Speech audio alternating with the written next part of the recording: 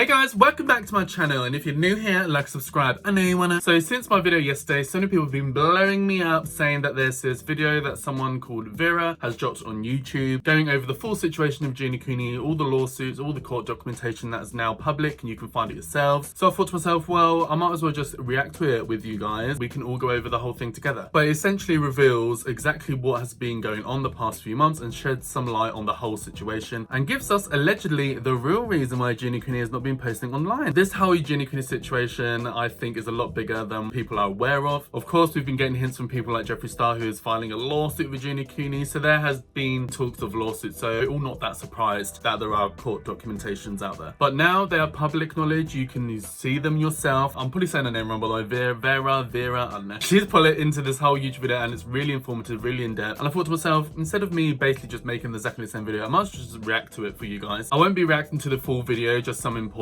parts that I've taken out. I will link the full video in the description for you guys, so if you guys want to go and check out the full video and support her and her channel, you guys can go and do that. But otherwise, let's get straight into it. Ooh, spicy. So after a whole lot of digging, and this was really difficult to find because the US really doesn't want international people looking at their court documents, so I had to go on this crazy route. I was finally able to find She sounds Australian. court documents that have been unsealed from August 13th, and nobody's talking about this. Like, absolutely nobody. I cannot believe that this has not been on. You know they're going to try and keep it as hidden as much as possible. Like I said, the only kind of wording we got of there being a lawsuit was like Jeffree Star talking about on the TikTok live, so we do kind of know there's been some idea of a lawsuit going on, but we didn't know for sure. So, you know, of course they're going to be keeping it hush-hush. But here we are, we found it. I think she's from Australia. I'm from the UK, so it probably wouldn't have been just as hard for me to find this court case as well. Our reader, because it's so blindingly obvious. So I'll put the case number up on the screen, and I'll also put everything in the description for links. If you guys want to go and check it out. Wants to read this themselves. So this court case is titled Social Media Adolescent Personal Injury Products Liability Litigation. And this is a big lawsuit that's been going on for some time. So these are all snips from a law firm called Motley Rice, and they are basically part of this litigation team. They're not the only one, but they had a really good information basis on their website. So I'll link the two that I found below. It says teen social media harm lawsuit. So case overview, they say states, school districts, and individuals are filing social media medical health lawsuits alleging platforms like Facebook, Instagram, TikTok, Snapchat, and YouTube are intensively interesting I guess you probably and can't say those harmful words. to youth. Sorry, I need to censor certain words, but they're up on the screen so you can read them. Children and teens are especially vulnerable to the alleged defects of social media. If your child has suffered mental health issues, including addiction from social media use, you may be eligible to file a social media. Yeah, I mean, from what we've seen earlier this year, the government has been really cracking down on social media and trying to, I guess, monitor it and trying to be more aware of the impacts it has on children. So this all makes complete sense to me. It's been happening everywhere, I feel like, even here in the UK. Harm lawsuit. People who suffered mental health issues as minors may also be eligible. And interestingly, in this month of this year, a total number of pending actions in the adolescent social media litigation increased to 2,053, up from so people are reporting it more 1,961 in September's report. So there are a lot of people getting on board, and these sites all have like links where you can kind of apply for this, but you can see this is a big thing. They go on to say that this lawsuit is a multi-district. See, I'm a little confused about that. What does that mean? Does that mean there's like parents filing lawsuits against like social media? That's what I mean, guys. Like, I'm not fully versed in, you know, I'm not a lawyer, do you know what I mean? But I think I'm kind of understanding what's going on.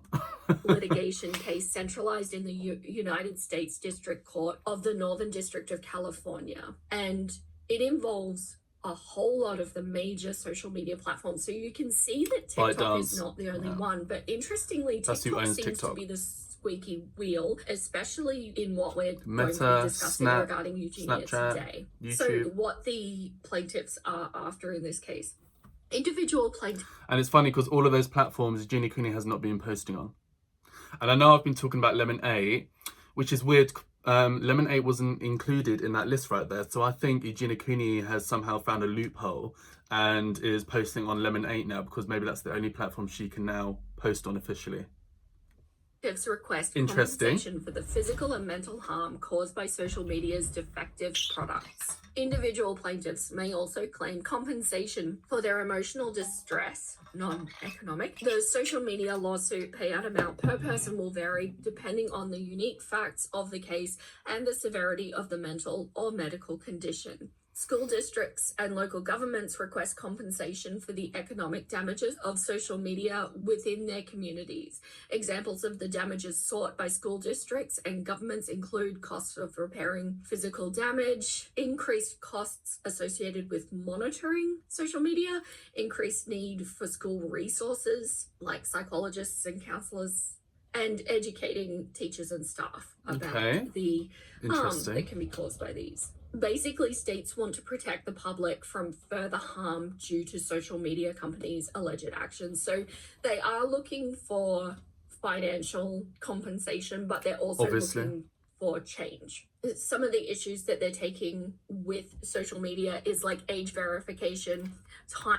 I mean, it's taken them long enough to take action on social media. I mean, I feel like, because I'm still in my 20s, when I was a teenager, it was kind of, Instagram was just becoming a thing. But I know a lot of people who were, I suppose, negatively impacted by social media at the time. So, what was that, like 10 plus years ago? So it's taken them a long time to finally start doing something about social media, in my opinion. I think it's because they're making, we all know the government makes so much money off social media. That's probably why they've just been allowing it for so long. But it seems like, I know the higher ups, some people in power are starting to really crack down on social media now, and they're not having a choice but to comply and be more mindful of, you know, the impacts of social media on people. I'm tracking on the app's use of addictive features and photo filters. But because we're going to be speaking a lot about TikTok today, I'll just run through what they've highlighted about TikTok specifically. Each social media platform had their own section. So they're targeting TikTok, it seems. They don't like that the autoplay feature can't be disabled, so it kind of creates that constant cyclic nature. Just because I was a little confused there. So it seems like in the documentation, if you read the whole thing in full, there's a separate category for, them talking about Snapchat, Meta, which would be Facebook and Instagram. And she's, I guess in this video, Vera's mainly talking about the TikTok side. Of viewing the Maybe content. She talks about Meta and what they say about Meta and YouTube, I don't know. There's limited buttons, which makes the interface really basic and easy to use. It creates a flow state. And I've said it before, TikTok are experts at gamification. They have nailed it. It is scary how good it is. I didn't know this, but apparently some smartphones, TikTok is actually able to cover the clock so you can't see how long you've been using it. Stories are time sensitive, which creates like a sense of urgency behind the viewing. That'd be the same for Instagram as well. The TikTok Now feature sends push notifications, so it basically calls you back to the app, and these are the issues that they're having with it. Now look, this might be a hot take, my nuggets. I do acknowledge that all of these things are true, and I do think that these things are damaging to the youth of the world as a great whole. I would agree. I do think very strongly that we need to be really careful about asking companies to parent our children. Also agree. Worse, asking governments to parent our children. You do not. They do not care about your children. The government stepping in to parent your children, and I think all of this can be largely mitigated if we're just really paying attention to what the youths around us are doing with their phones or spending their time doing. I think the buck is being passed, and I think it's dangerous to be getting the government districts involved in this. I really do. So they go on. I mean, I agree, but sometimes I feel like it comes down to some parents just aren't great parents, and that's just the reality of it. Especially these days, so many parents are just throwing iPads at their kids at like 6 years old, and then leaving it as that. And it's like, I've always thought that's so wrong. I mean, I wasn't even allowed a phone until I was about 11 or 12, and that's just because I started walking to and from school by myself. So my parents are like, lived in a bit of a dodgy town. If something happens, I want you to have a phone on you. So yeah, you know what I mean? It all comes down to the parenting as well. You know what I mean? Like, I feel like parents who have it together and are kind of, somewhat with it, they will really be monitoring their children's use on social media and stuff, you know? So it does come down to the parent as well, I feel like sometimes. I want to say that some of the social media health effects can include the following: ADHD, the condition I've got discussing, anxiety, body dysmorphia, also the condition we're discussing, you can't say that on depression, YouTube. low self-esteem, sleep problems. Thank you, Vera. I don't need to edit it out. Young users may also experience cyberbullying, and that's so true.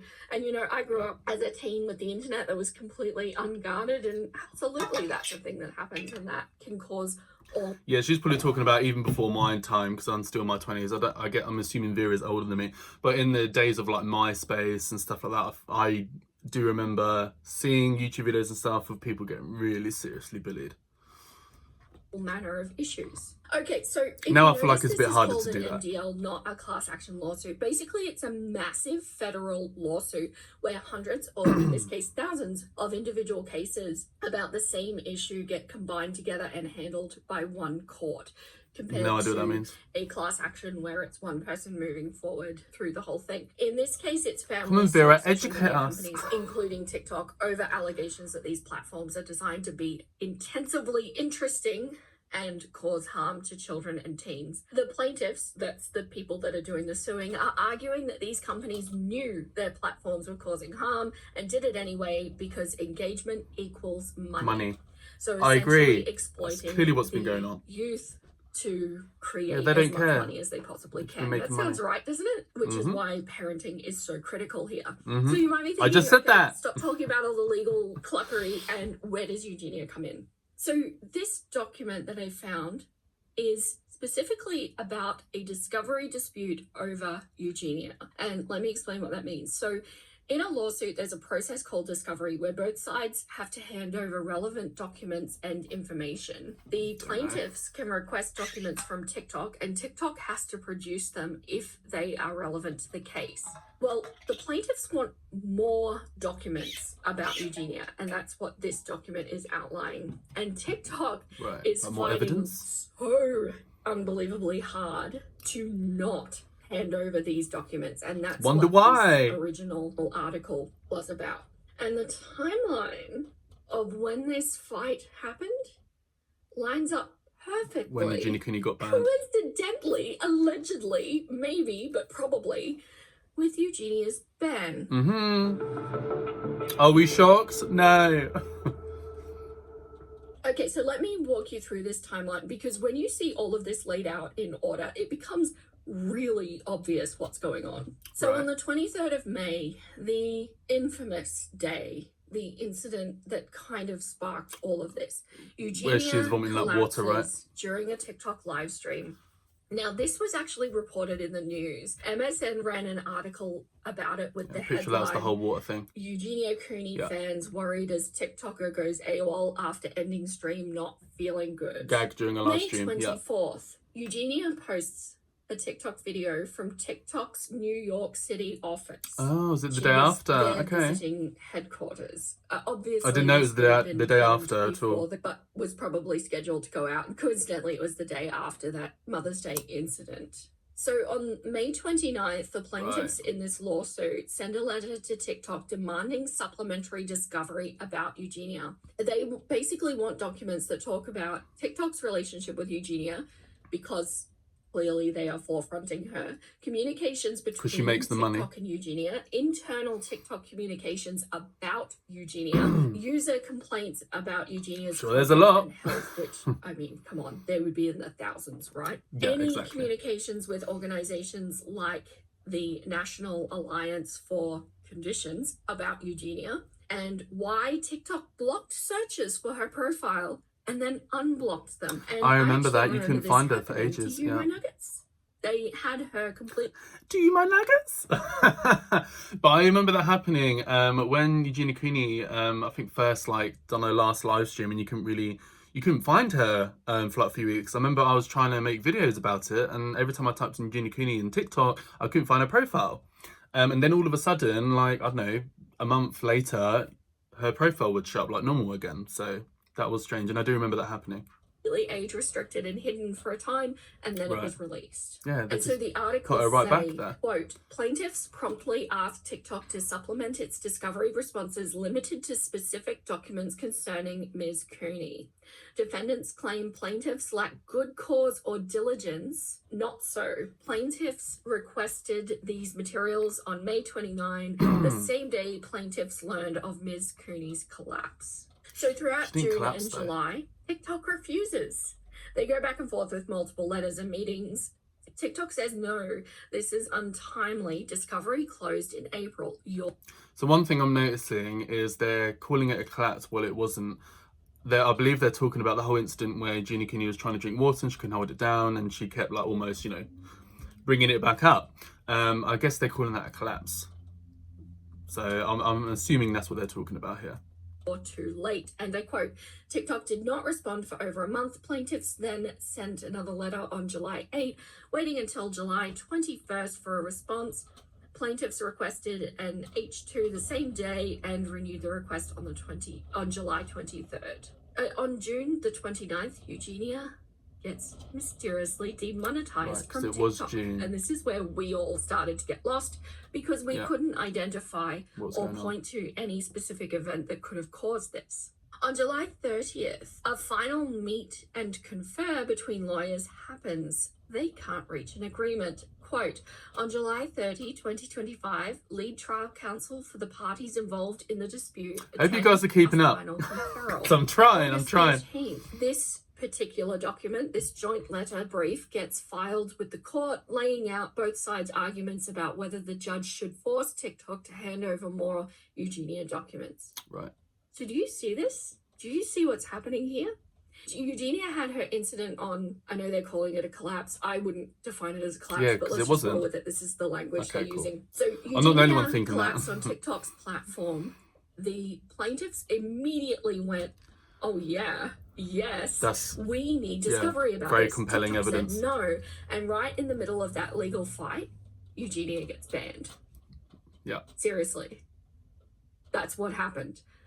And I think it's really difficult to not see how these things could possibly be linked. And I think out of all of the theories that are floating around, this answers the most questions. Yeah, and I agree. I'm going to get into it. And you know why TikTok done that? Because they didn't want anything else to happen with Eugenia Cooney on live that could then, get them sued even more. So they thought the best thing to do is just take, Eugenia Cooney, make her demonetized, make her stop posting on the platform. That's why they've done it.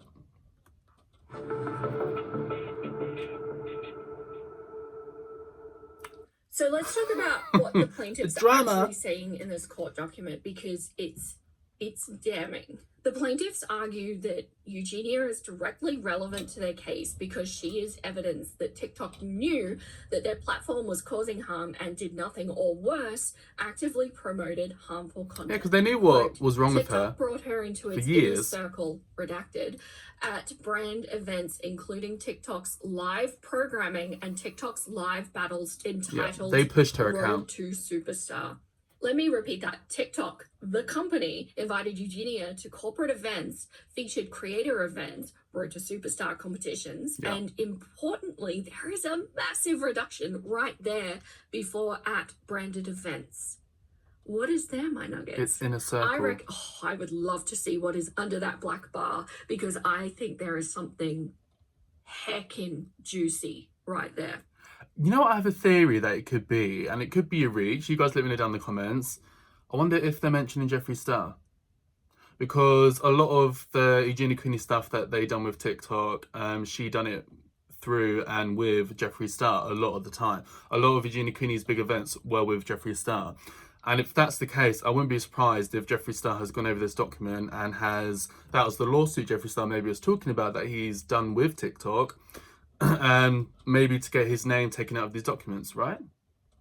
That would not surprise me.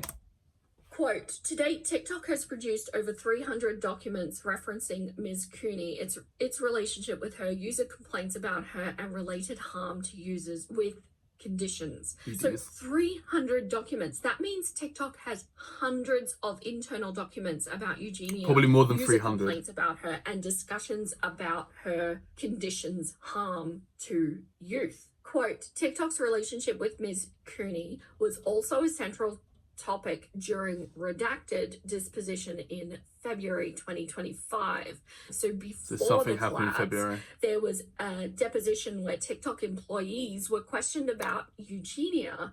So this has been an issue in the lawsuit for a while. And it's also why TikTok is turning around saying, no, you knew about her. Now it's past April, past the discovery period. You're too late. You can't have more. The plaintiff's cite... Look, guys, we've always known TikTok has known about Eugenia Cooney, known about her health condition. TikTok does not care, like I've said in my previous videos, because they make so much money from Eugenia Cooney going live, and all the money that people send to Eugenia Cooney, obviously TikTok gets a nice big cut from it. So that's why they've been allowing her to stay on the platform for as long as possible.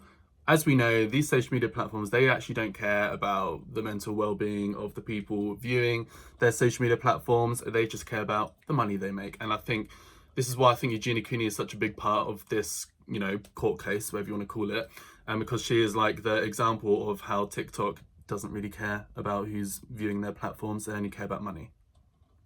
Harvard expert Dr. S. Bryn Austin, who they describe as a leading expert in the public health epidemiology of conditions, particularly among adolescents and socially marginalized populations. Right. They're basically building a case that says TikTok knew, they had complaints, they had experts. Like I said, Eugenia Cooney is like the example. And not only did nothing, but they platformed her. Plaintiffs request TikTok supplement the following information: communications, analysis, and investigations that went into the decision to block users from searching for Ms. Cooney's profile and instead showing a message directing users to the National Alliance for Conditions, and communications analysis and investigations that went into the decision to reverse the block on users searching for Ms. Cooney's profile.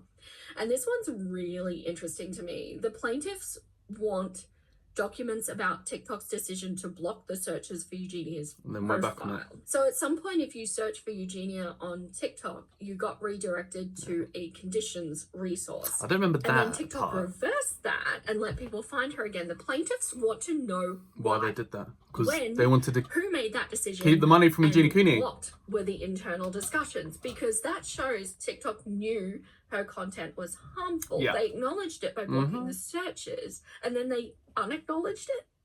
They unacknowledged it because Eugenia Cooney is one of the biggest creators on their platform that makes them the most money. So they wanted to allow back because they wanted to keep making money off her. That's why. By unblocking her? That's weird, right? And through this document, there are huge redacted sections. We can't see what Jeffree Star again? TikTok's trust and safety team knew or didn't know because it's actually blacked out. But the fact that it exists and massively blacked out tells us that there was something there. Honestly, I really do feel like it's Jeffree Star's name's involved and that's why they're redacting it all. Who knows? Now, to be fair, let's talk about what TikTok is arguing because they're fighting this hard. Of course they are. TikTok says the plaintiffs are too late. Discovery in this case closed April 4th, 2025. The plaintiffs didn't ask for Eugenia's specific documents until May 29th, almost 2 months after because of the Mother's Day incident. TikTok argues, quote, the court should enforce the fact that discovery deadline and deny plaintiffs' untimely request for new discovery. Nearly 2 months after the close of fact discovery, plaintiffs made an entirely new and untimely discovery demand. They're basically arguing that the plaintiffs knew about Eugenia long before the discovery closed, which we knew. They questioned witnesses about her in depositions back in February. If they wanted more documents about her, they should have asked back then, and they absolutely should have. But potentially the catalyst of the Mother's Day incident gave them a little bit more weight because prior to that she was just another person on the platform doing what they do. They continue to argue still obviously ill though. On May 23rd and her office visit don't justify reopening discovery because those events happened after the relevant time period for the case in April. Basically, TikTok is saying the lawsuit is about what happened up to April. So stuff that happened in May doesn't count, right? And of course they're going to try and get rid of that. They already received detailed documents. And TikTok knows because that incident in May where she couldn't hold down the water is, you know, really, really damning evidence, and they would love to get rid of the whole month of May from this Eugenia Cooney court case, because, you know, it will go a lot better for TikTok if that's the case. And deposition discovery regarding Ms. Cooney, and have likely been aware of her presence on the TikTok platform and others since the initiation of this litigation. TikTok already produced over 300 documents about Eugenia in response to earlier requests. They argue that they've complied with discovery, and the plaintiffs are just trying to get more stuff they're not entitled to, which is, I mean, kind of fair. We have discovery cutoffs for a reason, but are these circumstances different? And here's where TikTok gets a little gross, honestly. They accuse the plaintiffs of Haven't they not already? Can you, I mean, hello pot, I am kettle. Quote, plaintiffs in poor taste have needlessly included selective images of Ms. Cooney without context to claim relevance, thereby exploiting someone they maintain TikTok has a, literally exploits Eugenia Cooney. Obvious condition. They're basically saying, how dare you use images of this sick woman to make your case? While simultaneously arguing that her illness is irrelevant to whether their platform causes harm. It's like, you pick a side, pick a lane. TikTok. That makes no both sense. Of those. TikTok goes on to argue that Eugenia is 31 years old, not a minor. So she's not relevant to a case about harm to children and teens. Her audience is literally mainly teenagers. That's just so not the point. I don't feel like you need to be a lawyer to see through that. But quote, then during this letter briefing, plaintiffs demanded for the first time that TikTok defendants again produce redacted deposition employee, and further claimed they're not entitled to depose Ms. Cooney, a non-party to this litigation. Moreover, plaintiffs have not even identified a single plaintiff who has allegedly been injured by viewing Ms. Cooney's content. I do find that, oh my god, what do they want? Interesting and hard to believe, because I myself know somebody, although they weren't a minor at the time, they were a young woman, but they do leave room for that in the litigation too, if they've got. What do they want? Do they want all these, you know, really thin people passing out? Like, what do they want? That's so silly. It's really hard to, because these are conditions that, you know, you don't always see. You know, that's like mental health conditions. So it's a lot. You know, they're really trying anything they can to try and get out of this, and it's not working. It's actually making TikTok look way worse. Grown up with it. And like Vera said, gross. So I would be getting on that if the plaintiffs haven't done that yet. That's very interesting. Yeah. Surely that would be very easy to find. But the plaintiffs counter this by saying children and teens see her content, right? Yeah. That's her main audience. Influenced by it. User complaints exist about harm her content causes to minors. Mm-hmm. She's relevant because of her impact on these young users, not her age, of course. So that's TikTok's defense, basically, in a nutshell. You're too late. You already got documents. You can't have more. This is outside the relevant time period. Stop exploiting her, and she's not a minor, so it doesn't matter. But here's the thing, my nuggets. If TikTok's arguments were really about procedure and timing and rules, then why was Eugenia banned right in the middle of this legal battle? Right, I'm going to leave it there. Like I said, if you guys want to watch the full video, you can check it out. I'll link it in the description of this video. Now, what do you guys make of all of that mess? It seems like, in my opinion, TikTok, I don't think they have much of a leg to stand on. It's not looking very good for TikTok. And like I said, I really cannot see Eugenia Cooney ever coming back to TikTok at this point. Like, being monetized again, especially with the new laws and how more strict these social media platforms are becoming. I cannot see Eugenia Cooney come back after all this. I really cannot. And yeah, all those redactions, sometimes in the context of the redaction, it looked like maybe they're talking about someone like Jeffree Star, and that's why, you know, because I mean, you know, I have kind of basically said this already in this video, but you know, we do know Jeffree Star was alleging a lawsuit with TikTok. He was going to do one with Eugenia Cooney. Maybe that's what that lawsuit was about. It was about the fact that he didn't want his name included in this documentation. So, and that's why all these little black marks are redacted about, you know, Eugenia Cooney doing live events with other people. Blank. I think they're talking about Jeffree Star. That's just my opinion. Could be wrong. Who knows? But yeah, that would make sense to me as well. But anyway, What do you guys think of all this mess? This is a long video, so I'm going to cut it off here. Let me know down below. I want to hear from you guys. What do you guys think about all of this? Let's have a kiki. Let's have a chit chat. And that's everything for this video, guys. So like and subscribe to my channel for more of me. I know you want to, baby. Hit the bell notification to be notified and pop it on your screen with a new video. And hopefully I'll see you in the next video. Bye, guys. Mwah.